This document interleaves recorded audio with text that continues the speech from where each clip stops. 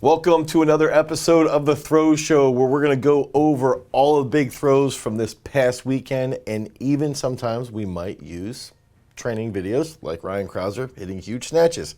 But this week we're lining up all of the big throws that happened this past weekend throughout the NCAA with conferences, and even some of the big high school throws that we had here in Pennsylvania. So we're going to dive into a couple different levels, and then into the post-collegiate level, and maybe even talk about some outside things that might not have happened. And this is heading into the week of Tucson, so it's going to be an interesting week ahead to see what ends up happening in the coming days. Who's all thrown to Tucson? Big names. Alex Rose. Dakers. Smeichel. Sam. And the discus. Cord Ferguson. I think Mason's throwing. I think it's like basically like this the same that we're at Mount Sac. Yeah. Yeah, actually, that's another person I just thought about that we don't have listed here. Is Cord Ferguson, by the way. So we made a nice error on that one. We talked about him last time, though. No, but he had a big like mock meter, a training throw at 68 meters. Are you serious? Yeah. Oh man, wow, that's huge. Okay, so we just made an edit. We are going to have Cord Ferguson in this Too good to video. pass up. Yeah. So we're going to dive right into it. We're going to start with one of Throws University's garage strength thrower, Throws Youth thrower, Ashlyn Giles, who went 169.2. Trevor, walk us through this throw. So this is did you film this? Yeah, I filmed it. Yeah, so hold on, we got to get sound on this.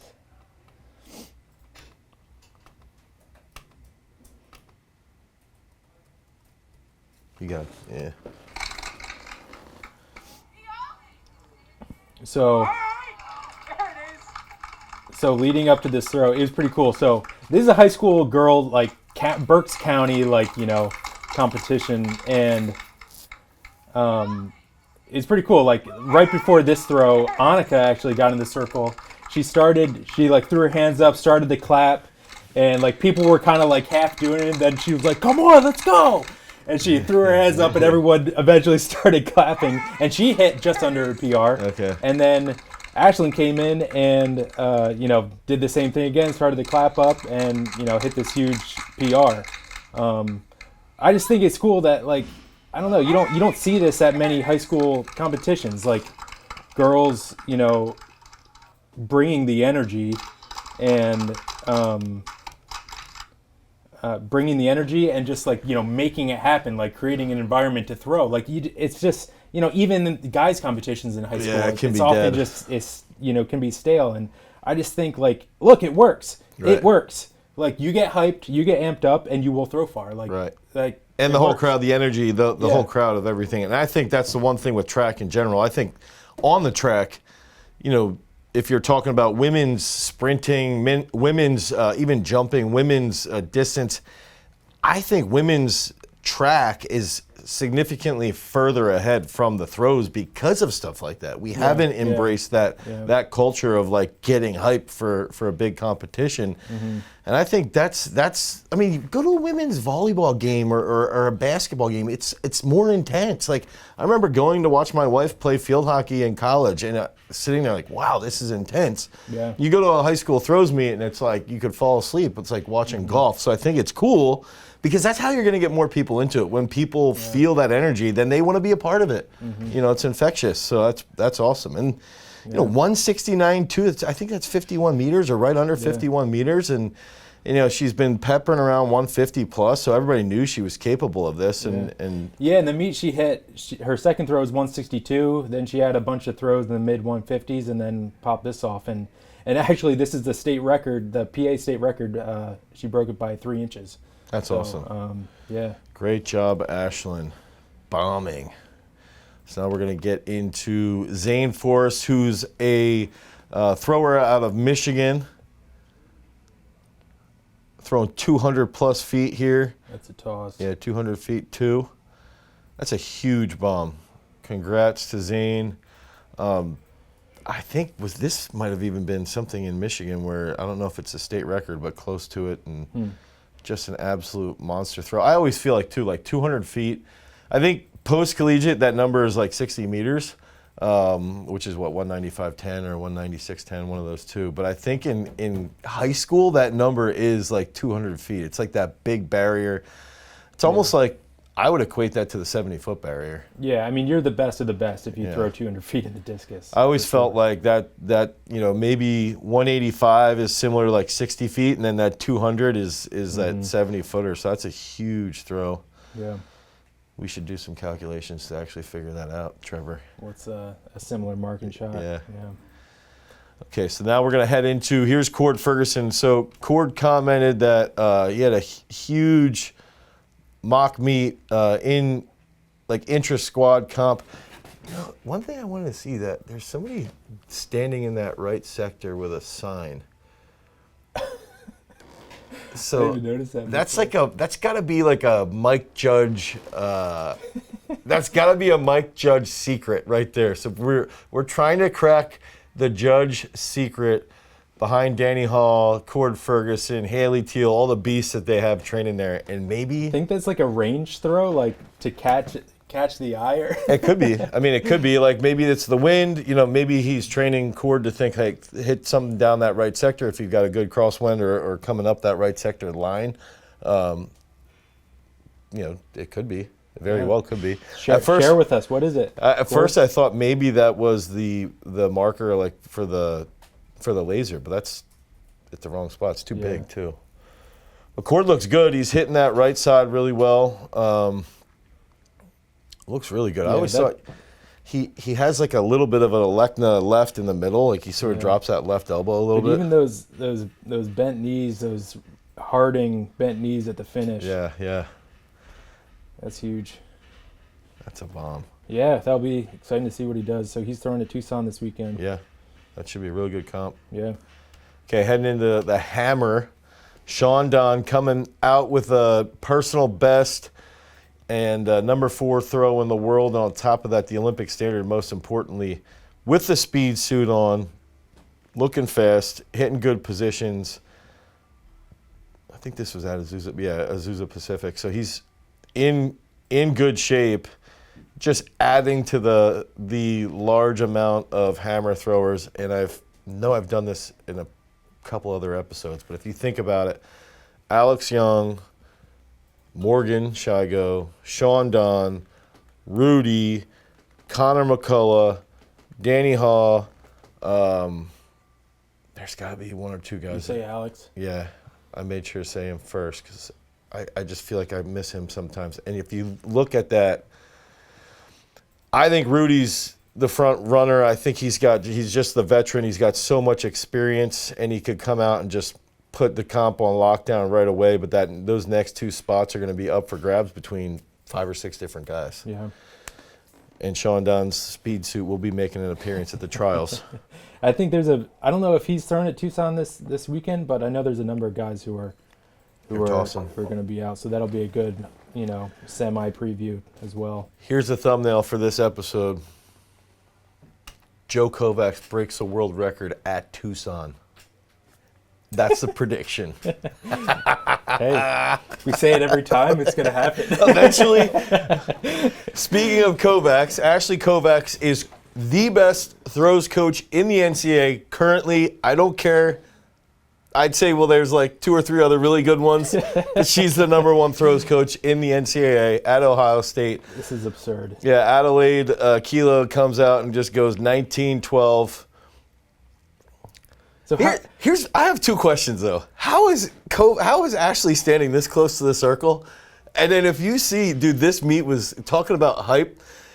There was a camera from this angle that has it, and it's like Ashley's like standing in front of like a grandstand, and the whole team is there just going crazy. That's awesome. Yeah. Talk about like hype. Yeah. This is how it happens. Yeah. And that comp was sick because so the girl from Indiana, Kayla, who will be showing next, she broke the conference record on like her second throw. And then Adelaide came back ridiculous. And just went off. And what, they were 5 or 6 girls over like 1770, I think, in this comp? Yeah, I think it was 6th place was like 1760. So that's just huge. 1912 is huge. I think it's still, and one thing, talking about, how good of a coach Ashley is, I think this is maybe right under a 20-foot improvement from high school for Adelaide. I'm pretty sure she threw 43 feet in high school, and now is almost throwing 63 feet. Jeez. That's insane. That is incredible. Yeah, and she's got the other girl, I can't think of her name. She's been the world champs. She throws for Nigeria. She's a Sadie. She's a multiple time All-American. So it's like, dude, they're just stacked. Yeah. They're stacked. Yeah, that's a toss. 1912. I mean, talk about like the women's side in shot for the Olympic trials. Dude, now. It's nuts. Like, do you have to go over 9? Probably you're gonna have to go over 19 to make the team. Yep. I know this is Big Tens. I do want to give a shout out too, because Maria went. She didn't throw great at ACCs, but she did get fourth. So we're talking about Throws U alumni. Maria Diavez went 1640 something and got fourth at ACCs, and Peyton Montana went 1748, which is a huge bomb. PR at Big 12s to get second. So it's cool seeing the women's side is just getting bigger and bigger. I think there was even 2 or 3 girls here over 18, because I think the Wisconsin girl also went 18 here. Really? Which is crazy. That's nuts. Yeah. So here's Kayla Dawson, 1837. Yep, toughest women's competition. So this is just, I like her finish a lot. She sits on that finish really, really well. Comes forward, transfers, everything transfers into that left side well. Right shoulder's aggressive. And if you actually watch Adelaide's throw compared to this throw, the shot almost lands in the exact same spot, and they're almost reversing the exact same way, where it's just like everything just sort of slides forward. Nothing's like jumpy. Yeah. She's a little jumpy out of the back, but smashes that finish. Yeah. And here's where I'm going to do the little call out to the throwing community, is that Indiana Throws. So at Indiana Throws is Indiana, I use Throws Instagram handle. This is a throw, Kayla Dawson, who's thrown 1837, 60 feet 3, and it only has 281 views. And we talk about how we want to support all of our throwers. We want to complain about Tom Walsh getting cut by Nike. And this throw, that's 1837, only has 281 views. So make sure that you go over to Indiana Throws, you follow them, and you support the throwing community so that we can help it grow and get bigger and get better. Yeah. Yeah, this throw deserves recognition. I mean, did you mention that broke the? It should be the IU school record, I would say, and it did broke the conference record, and then it was broken later. Yeah. So that's in the Big Ten. Okay, so Pippery, Trip Pippery is back. Best throw 1980, best celebration 1975. Got out on the finish. So we got to watch the celebration then, of course. This is 1975. How long ago was his surgery? I feel like wasn't it like right before indoor NCAAs? Yeah, right after. Or right after?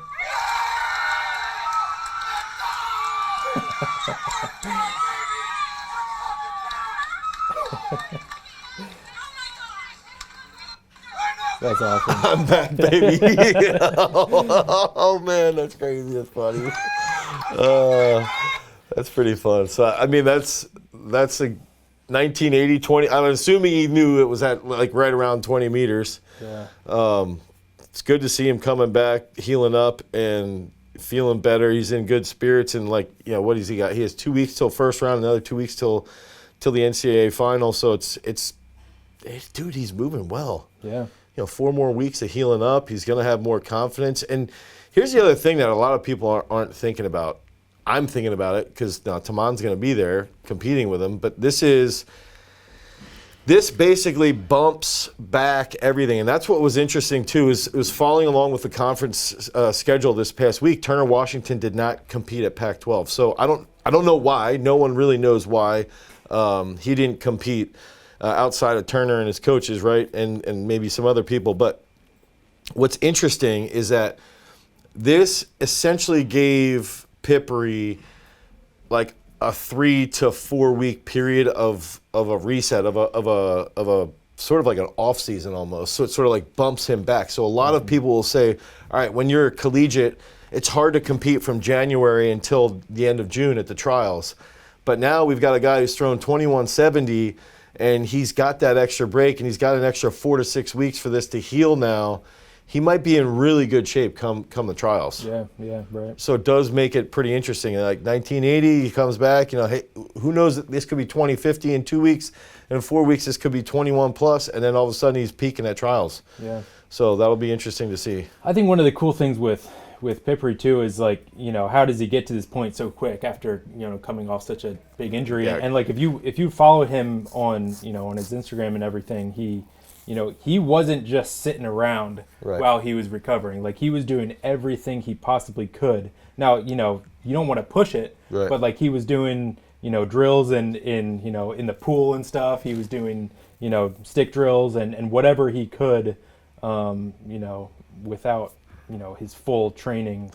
Also, though, a key factor behind that is, what did he do prior to this? He takes thousands and thousands of throws. He's extremely strong, so it's a lot easier for his body. His myelin sheathing has been well trained.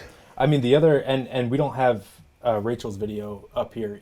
No, but that's another. Yeah, but that's the exact same thing. She just threw 1841 this past weekend, and Rachel, if you're watching, I'm blaming Trevor for that not being on the show. That's Trevor. That's my fault. It is my Rachel fault. Fatherly comes back from a torn Achilles, goes 1841, 3 throws over 18 meters, and it's the same thing. Yeah, it's taking tons and tons of throws ahead of time, and then something tragic does happen, but it makes it a little bit easier to come back because you have all those things established. Yeah. So Peyton Otterdahl, another NCAA record holder, 2153. I feel like he looks slightly different on the back. 5 throws over 2110. I feel like he's. That's good. Yeah.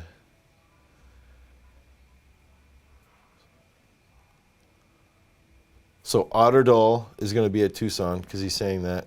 Tom Walsh is going to be at Tucson. Eldridge is going to be at Tucson. Kovacs is going to be at Tucson.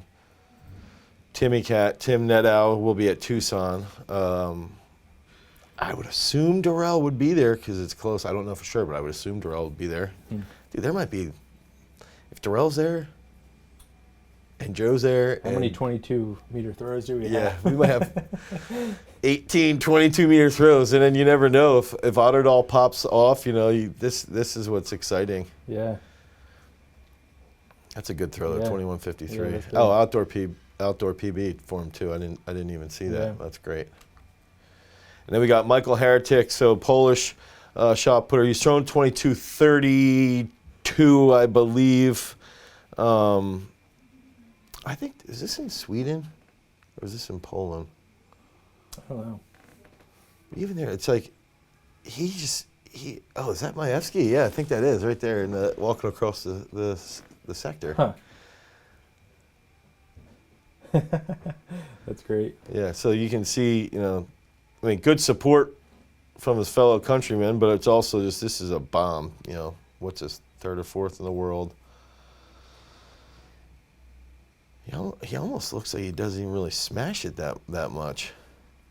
He almost pulled back a tad. Yeah. Seeing some of those judges wearing masks, it's just crazy. I just thought about that too. Remember, 5 episodes ago, I had brought up about will we see?